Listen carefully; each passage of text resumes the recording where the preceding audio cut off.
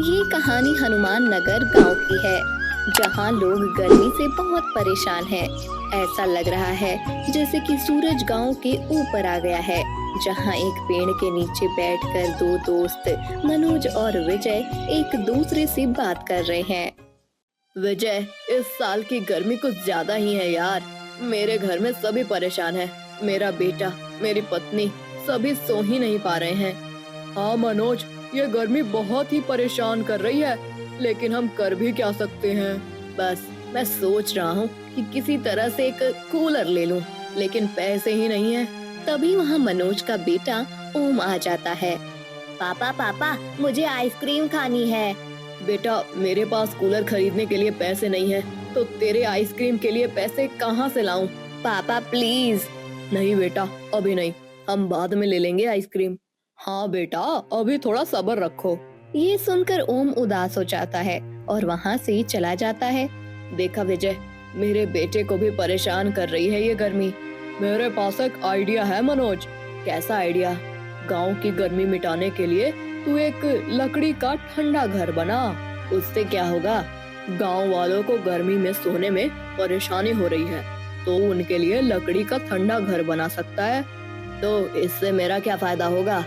तू उस घर के अंदर सोने की टिकट रखना, जिससे तेरी सारी परेशानी दूर हो जाएगी। मैं घर बनाने के लिए पैसे कहाँ से लाऊंगा? तू बैंक से लोन ले लेना। हाँ यार, तेरा आइडिया बहुत अच्छा है।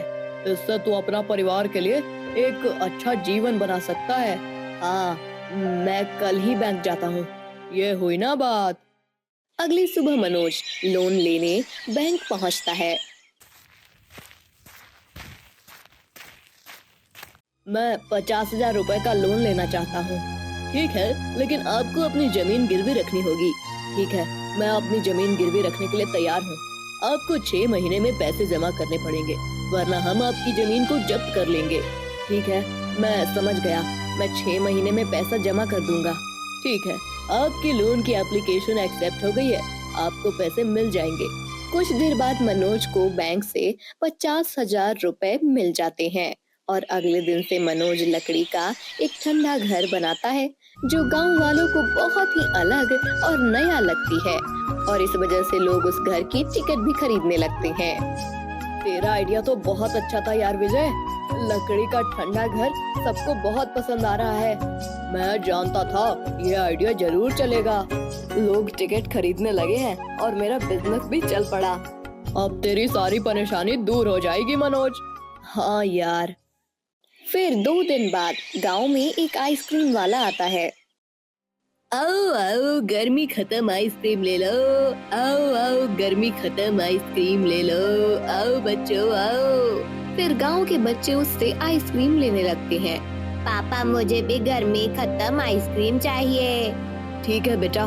ये कितने की है भाई आइसक्रीम? 5 रुपए की। ठीक है, दे दो। अंकल, चॉकलेट वाली। हाँ बेटा। उसके बाद आइसक्रीम वाला ओम को चॉकलेट वाली आइसक्रीम देता है और वो आइसक्रीम खाने लगता है और खाकर बहुत खुश हो जाता है। कैसी है बेटा आइसक्रीम? यम्मी। गांव के सभी बच्चे आइसक्रीम खाकर खत्म कर देते हैं और वो आइसक्रीम वाला भी आइसक्रीम बेचकर वहाँ से चला जाता है। तभी अचानक बहुत तेज बारिश शुरू हो जाती है। ये क्या, गर्मी में बारिश? पूरा गांव पानी पानी हो जाता है और इस वजह से मनोज का लकड़ी का ठंडा घर टूट जाता है और बह जाता है, और फिर कुछ देर बाद वहाँ विजय आता है। मनोज, तेरा ठंडा घर बह गया। क्या? हाँ मनोज, लेकिन कैसे? तेज बारिश की वजह से नदी का पानी बढ़ गया और तेरा घर बह गया। मैं बर्बाद हो गया। अब मैं बैंक का लोन कैसे अदा करूँगा? मनोज शांत हो जा, हम मिलकर कोई हल ढूंढ लेंगे। शाम हो जाती है, लेकिन बारिश रुकने का नाम नहीं लेती। दोनों दोस्त मनोज के घर के बाहर बैठे होते हैं। अगर मुझे पता होता कि ऐसा होने वाला है, तो मैं कभी वो लकड़ी का ठंडा घर नहीं बनाता। काश मौसम बदलना हमारे हाथ में होता। तभी वहाँ एक अनजान आदमी आता है, जो पढ़ा लिखा दिख रहा है। कहीं ये बैंक वाला तो नहीं? नहीं, मुझे नहीं लगता। मैं एक साइंटिस्ट हूँ और मुझे पता है कि ये बारिश किस वजह से हो रही है। मुझे इसका कारण पता है। क्या कारण है? क्या आज दोपहर में एक आइसक्रीम बेचने वाला यहाँ आया था? हाँ, गांव के सभी बच्चों ने उससे आइसक्रीम भी लिए थे। नहीं लेना चाहिए था। क्यों लेकिन? वो कोई आम आइसक्रीम बेचने वाला नहीं था। वो एक पागल साइंटिस्ट है जिसकी आइसक्रीम से टाइम मशीन कनेक्टेड है। Time machine? ये क्या होता है? जब 20 लोग उस आइसक्रीम को खा जाते हैं तो उस जगह का मौसम 4 महीने आगे बढ़ जाता है। क्या? ये कैसे संभव है? ये सच है और इस वजह से ये बारिश हो रही है क्योंकि अब मौसम बदल गया है। मतलब विजय, उस पागल साइंटिस्ट वाले की वजह से तेरा वो लकड़ी का घर बह गया। बाप रे, मैं तो इससे कुदरती बारिश समझ रहा था। तो अब हम क्या कर सकते हैं साइंटिस्ट साहब? हमें उस पागल साइंटिस्ट का पता लगाना होगा, वरना इस गांव में सैलाब भी आ सकता है। अरे बाप रे, क्या करें? कैसे उसका पता लगाएं? मैं कुछ करता हूँ। फिर साइंटिस्ट मनोज के घर में बैठकर अपना लैपटॉप खोलता है और कुछ टाइपिंग करने लगता है और उस पागल साइंटिस्ट का पता करता है। कितने टाइम लगेगा साइंटिस्ट साहब? बस 2 मिनट। कुछ देर बाद साइंटिस्ट का लैपटॉप पर एक नोटिफिकेशन आती है। यस, मुझे उसका पता मिल गया है। वो एक लैब में बैठा है और वो देश के बाहर किसी से कनेक्ट कर रहा है, किसी से बात कर रहा है। क्या? वो किसके साथ बात कर रहा है? मुझे नहीं पता, लेकिन ये सिचुएशन बहुत सीरियस लग रही है। शायद ये कुछ बड़ा करने वाला है। बड़ा? क्या मतलब? मैं नहीं जानता, लेकिन हमें वहाँ जाना होगा और उसे रोकना होगा इससे पहले कि कुछ गलत हो जाए। ठीक है, चलिए। ठीक है, चलो। फिर तीनों वहाँ से चले जाते हैं और इधर गांव वाले आपस में अपनी अलग ही खिचड़ी पका रहे हैं। मनोज के घर में एक अनजान आदमी आया था। हाँ, मैंने भी सुना है। वो आदमी कैसा था? अरे सूट बूट में था। मुझे लगता है वो कोई पैसा डबल करने वाला आदमी था। हाँ, हो सकता है। ये मनोज भी कम लालची नहीं है। हाँ, सही कहा। तभी तो इस बारिश में भी उस आदमी के पीछे पीछे चला गया। पता नहीं इस आदमी का लालच कब खत्म होगा।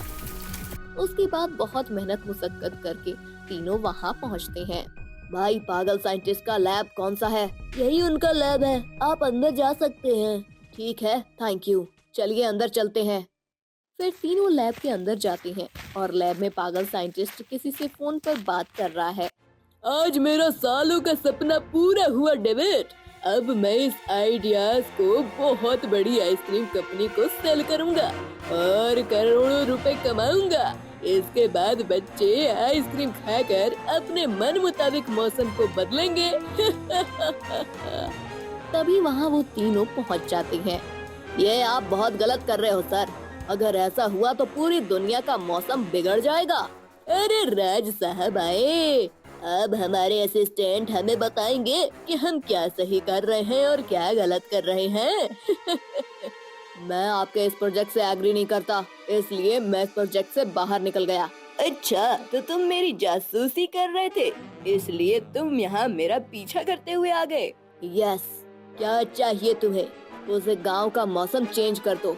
वो तो नहीं हो सकता। मैं टाइम मशीन की हेल्प से मौसम को आगे तो कर सकता हूँ, लेकिन वापस पीछे नहीं कर सकता। It's impossible.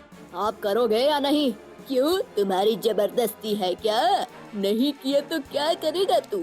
बहुत कुछ कर सकता हूँ मैं। हाँ, तो बोल ना, क्या करेगा तू? मैं आपके साइंटिस्ट एसोसिएशन में कंप्लेन करूंगा कि आप अपने एक्सपेरिमेंट का गलत इस्तेमाल किए हैं और इसके बाद आपको जेल भी हो सकती है। अरे राज, मैं तो मजाक कर रहा था बेटा। ठीक है, तुम जैसा बोलोगे मैं वैसा ही करूंगा। ठीक है, तो फिर गांव का मौसम को पीछे करो। ठीक है, वेट। उसके बाद साइंटिस्ट फिर से आइसक्रीम बनाता है, जिसमें वो पास टाइम मशीन फिट कर देता है। इस आइसक्रीम को गांव के 20 बच्चों को खिला देना। इसको खाने से क्या होगा? इससे गांव का मौसम 4 महीने पीछे चला जाएगा। गांव में फिर से वापस गर्मी का मौसम आ जाएगा। ठीक है, thank you very much boss. आज तुमने जिंदगी में पहली बार मुझे बॉस कहा है, क्योंकि जिंदगी में पहली बार आपने कोई अच्छा काम किया है। Thank you. फिर तीनों वो आइसक्रीम लेकर वहाँ से चले जाते हैं। आओ बच्चों आओ, ठंडी ठंडी आइसक्रीम खाओ। ये सुनकर गांव के सभी बच्चे मनोज के पास जमा हो जाते हैं। पापा, आप आइसक्रीम लेकर आए हो? हाँ बेटा, उसके बाद मनोज गांव के बच्चों के साथ ओम को भी वो पीली आइसक्रीम देता है और सभी बच्चे वो आइसक्रीम खाने लगते हैं। कैसी है बेटा आइसक्रीम? बहुत यम्मी है पापा, मजा आ रहा है खाने में। लेकिन पापा ये बारिश कब रुकेगी? मुझे बाहर खेलने जाना है, बस कुछ ही देर में। उसके बाद कुछ देर में ही सारे बच्चे आइसक्रीम खत्म कर देते हैं और उनके आइसक्रीम खत्म होते ही फिर से मौसम 4 महीने पीछे चला जाता है और फिर से गर्मियाँ आ जाती हैं। क्या बात है मनोज, फिर से मौसम पहले जैसा हो गया। हाँ, आपका बहुत बहुत शुक्रिया साइंटिस्ट साहब, आपकी वजह से मौसम पहले जैसा हो गया। अगर आप नहीं होते तो ना जाने हमारा क्या होता। अरे ऐसी कोई बात नहीं, ये तो मेरा फर्ज था। कुछ दिन बाद मनोज फिर वो लकड़ी का ठंडा घर बनाता है और गर्मी से बचने के लिए लोग टिकट लेकर उसके अंदर जाते हैं। इस वजह से मनोज काफी पैसा कमाता है और इससे अपना बैंक का लोन भी अदा कर देता है।